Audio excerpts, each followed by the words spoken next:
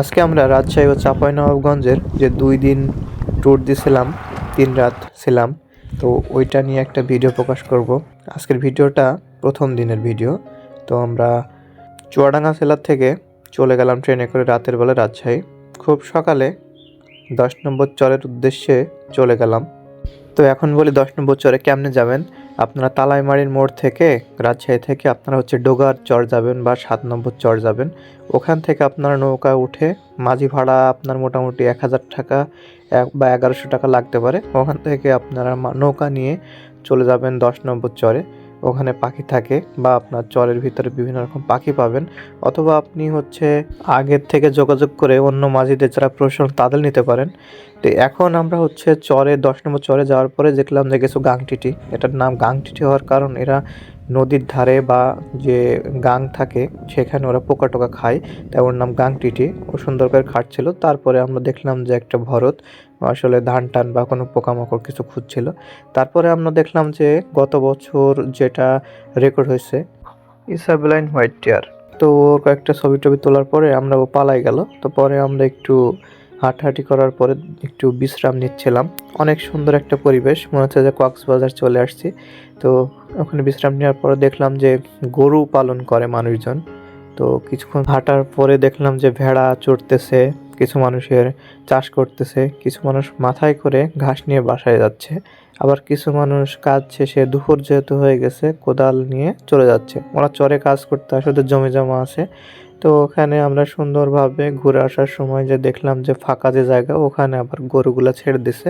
তো গরুগুলা ঘাস টাস খাচ্ছে। তো ওখানে আমরা বসে একটু বিশ্রাম নিচ্ছি। হঠাৎ করে দেখছি যে গরুর মারামারি শুরু হয়ে গেছে। গরুর মারামারি যেহেতু শুরু হয়েছে, একটু ভিডিও করে নিলাম, দেখি কি করে।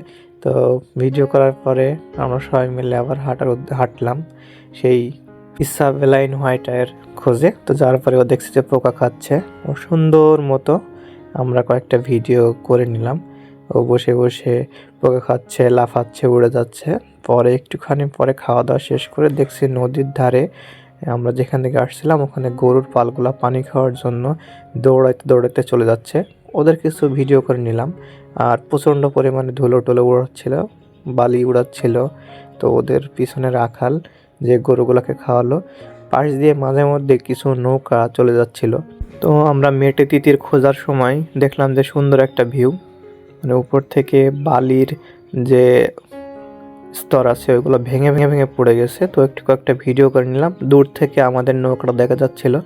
তারপর নৌকার কাছে এসে নৌকায় উঠে আমরা কিছু ছবি তোলা শুরু করলাম পানির ভিতরে পাখির। দেখলাম খোপা ডুবুরি, তারপরে দেখলাম চোখাচোখি, ওর কিছু ছবি তুলতে তুলতে উড়ে গেল। আসলে আমাদের নৌকার যে মাঝি ও প্রফেশনাল না। তারপরে গাংচিল দেখলাম। পরের হাঁসগুলা পাতারি হাঁস অথবা পিয়ং হাঁস কিছু একটা হবে, আমি আসলে কনফিউজড, আমি অত হাঁস চিনি না। ওরা উড়ে গেল আমাদের দেখে, আমরা কিছু ছবি তুলে নিলাম, ভিডিও করতে পারিনি। তো পরে সেই গাংচিলের কয়েকটা ছবি তোলার পরে দেখলাম পাতি পাঞ্চিল।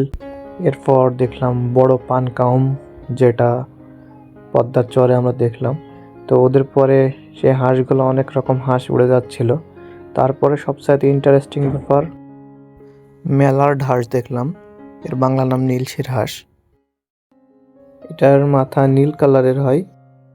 প্রথম দিন ট্রিপের মধ্যে এটাই সবচাইতে ইন্টারেস্টিং হাঁস, কারণ এটা সবসময় দেখা যায় না। আমরা খুব কষ্ট করে পাইছি। তারপরে আমরা চাটা খেয়ে প্রথম দিনের পর্ব শেষ করলাম। তো দ্বিতীয় দিনের পর্বর জন্য অপেক্ষা করুন।